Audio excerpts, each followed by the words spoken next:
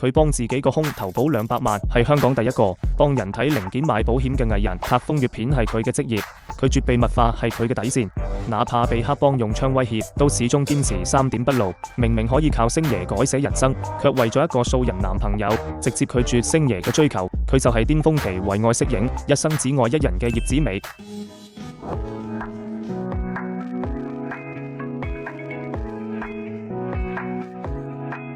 火辣性感嘅身材，對女人嚟講係近路，亦係危險。葉子楣對此深有體會，靠住到依家都無人能及嘅好身材，跑龍套短短2年就被嘉禾一眼睇中，為佢量身打造咗霸王花。一出場就驚豔全港。1990年黃拍《聊齋艷談》嗰陣，欽點要佢演一個情深義重嘅嫌鬼，風頭壓過晒另外2位女星。之後佢徹底行上風月女主之路。雖然靠風月片成名，但佢始終堅守3點不露嘅原則，哪怕被黑幫用槍威脅。最後係嘉禾派黃同成龍一齊出面，才算將佢同佢嘅規矩一齊保住。但就算係咁，導演同投資方都唔想放過佢，諗盡辦法利用佢嘅身材博眼球。霞姐傳奇入面被柯受良暴打，幾乎每部戲都有針對佢身材嘅暴力戲碼，長期落嚟胸部極之容易受傷變形，唔單止痛，仲可能斷送職業生涯。於是，在1991年，佢做咗件震驚全港嘅事，幫自己個胸投保200萬港元，係港史第一人。其實呢個根本唔係買保險，而係佢為自己住嘅一層鎧甲。第一係警告劇組咪搞咁多侮辱性鏡頭，我可以性感，但絕唔會出賣尊嚴。第二係警告黑幫，我嘅身體好貴，掂一下都要賠。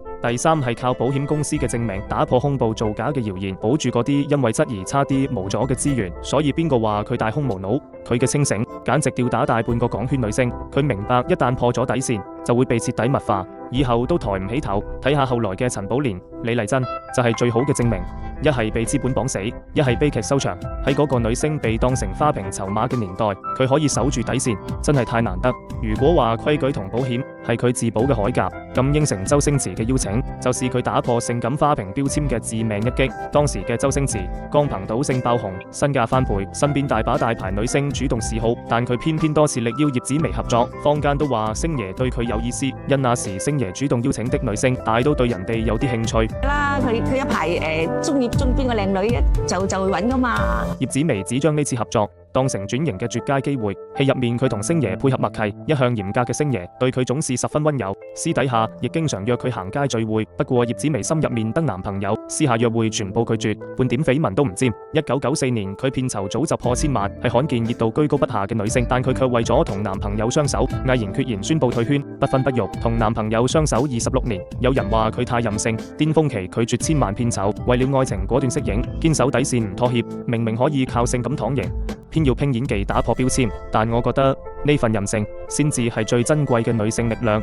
喺最混亂黑暗嘅港圈黃金時代，佢不被慾望裹挾，不被標籤定義，不依附，不討好，不內耗，將人生牢牢握喺自己手入面，清醒自愛，堅守底線，活成了港圈真正不被定義嘅女王。